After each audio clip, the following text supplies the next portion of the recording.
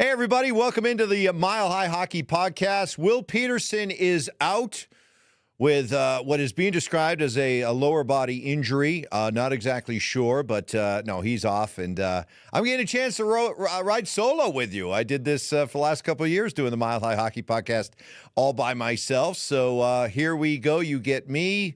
Hopefully you like it. But one thing that we can all agree on, everybody loves the Four Nations face-off, and it has been an overwhelming success. I'll put my hand up. I went into this not exactly sure what to expect. I wasn't overly optimistic about it. I wasn't pessimistic about it. I was keeping an open mind. I was curious to see what it looked and felt like. Well, it has been a smash. It's been an overwhelming success, a home run, a hat trick, anything you want to say about how good this has been.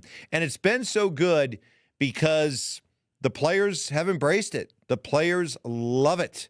The players, there's something about international competition. There's something about representing your country, wearing USA or whatever country it is across that front. It's a big deal. And that's incredibly refreshing to see how much it matters to these guys. And boy, have we seen it on display. Nathan McKinnon made a great comment after Canada clinched a spot in the championship game after they win against Finland. He says, "You got stars out there, throwing forechecks, throwing hits. I mean, you got really accomplished players out there who are throwing their body around. You got guys who are fighting. You got guys who are sacrificing because it means that much to them." And I think I speak for a lot of you as sports fans. We care so much about the sports and the teams and the players that we follow that all we really want, we want to be entertained, but man, if you just show us that it matters to you, that you care, that you want to compete, it doesn't take much to satisfy us, And I think that what we've seen in this tournament is the all-out buy-in of these players and stars. Stars that are out there. Sidney Crosby throwing his weight around and world-class hockey, but just that passion that has been on display. So it's been awesome. And now we get U.S. and Canada as we're talking about this right now. We now know the matchup for the final on Thursday, and thank goodness that happened because we all wanted to see it. U.S.-Canada on Saturday was it was so good. It was so good.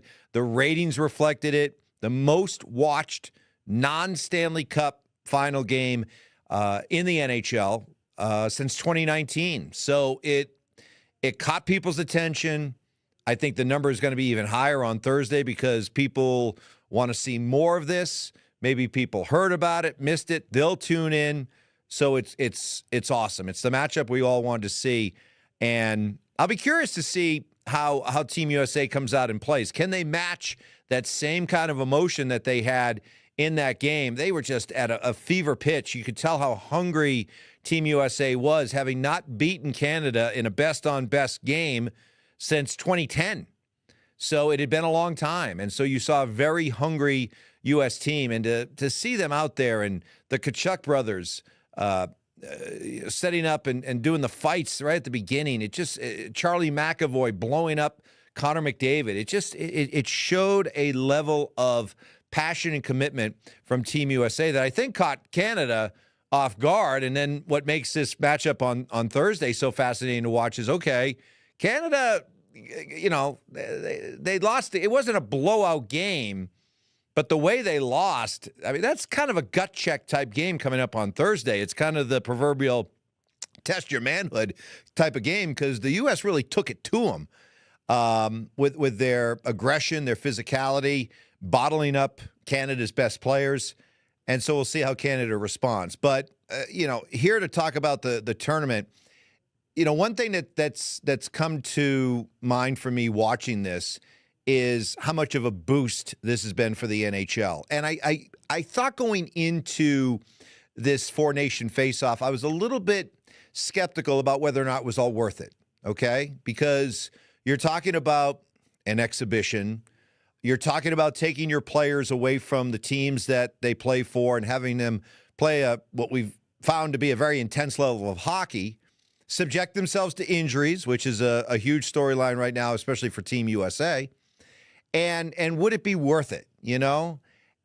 And there's no doubt that it is worth it because hockey's not like the other sports. And if you're going to talk about the big four, the NFL, the NBA, Major League Baseball, and the NHL, hockey has a lot of battles that they have to fight that not necessarily apply to the other sports. They don't have the massive TV contract. I was talking about this today on the radio show.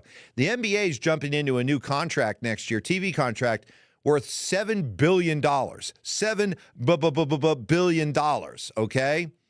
The NHL has a current deal with ESPN and TNT that pays them like $665 million. $7 billion versus $665 million. That's a wide gap.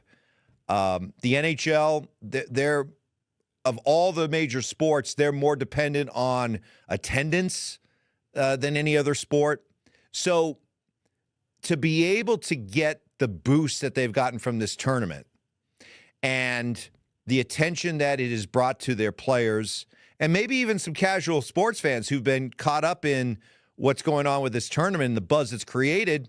Hey, you know, if they got the hockey fans already, but if you've got some casual sports fans that have heard about this U.S.-Canada showdown and they tune in, and in the process of being a casual sports fan, they like what they see and they decide to become more of a hockey fan, then that's good for hockey, right? So even though there are some, I'm sure that there are teams like, you know, take Charlie McAvoy, for example, okay? He's not going to be able to play in this game on Thursday. Key player for Team USA. An even more important player for the NHL team he plays for, the Boston Bruins. He's getting paid $8-9 million per year to go help the Bruins try to get into the playoffs after this is all said and done. If he's not able to go, that hurts the team that's paying him millions of dollars, right? But I think what we've taken from this tournament is that everybody agrees that this is good for the game. And so it's a gamble, a risk worth taking that some of these guys go out and maybe do get banged up, maybe do get hurt, and maybe we'll miss some time when the NHL season resumes. But for the greater good of the game and building the game and giving the game a boost, that's what this tournament has done. And it's been fun to watch, and I love it. I consider me a huge fan of it.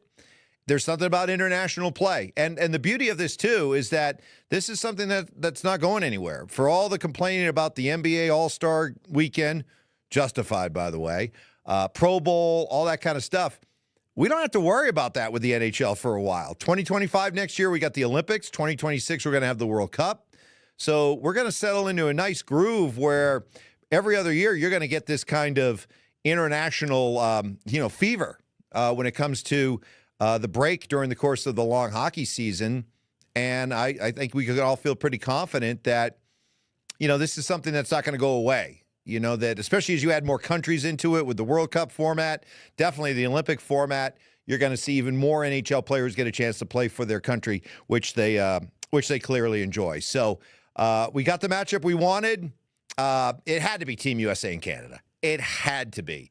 Like, you know, there were all those scenarios played out that if Canada lost to Finland or Canada didn't win in regulation and it would set up the possibility for Sweden to pop in there, I think we can all agree. Nobody, sorry Finland, sorry Sweden, nobody wanted to see USA versus one of those teams. We had to see the rematch between USA and Canada. We're going to get it. And I can't wait for it. I'm also kind of curious for all of you out there as Avalanche fans, how have you been handling the whole McKinnon, Makar, Taves aspect? You know, they're your guys, but they're playing for Canada. Pretty much what I've heard is it's been awesome to hear. I mean, I've been hearing from diehard Avalanche fans who are like, hey, I love them, but they're the enemy. I hope the Avs kick Nathan McKinnon, Devon Taves, and Cale Makar's butts coming up in this tournament, coming up on Thursday. Hope they kill them, crush them. And then next week, we'll welcome them back into our warm embrace. But right now, they are the enemy, and it is all about Team USA. It's all about the Wild Kachuk brothers. I said right after their first game, USA's first game, I said, wow. I said, I love the way they're playing. I love the the work ethic. I love the blue-collar approach. I love the rough-and-tumble nature of Team USA. And I love the idea that, hey, if the Kachuk brothers are going to set the tone, and this is going to be the identity of Team USA, and everybody sort of follows that, this is going to be fun to watch. And then Saturday night happened. I'm like, oh, I didn't expect it to be this good. But it was that good. It was awesome. Great hockey. People are tuned into it, and even more will tune in for Thursday. And we'll be here to talk about it with you right here on the Mile High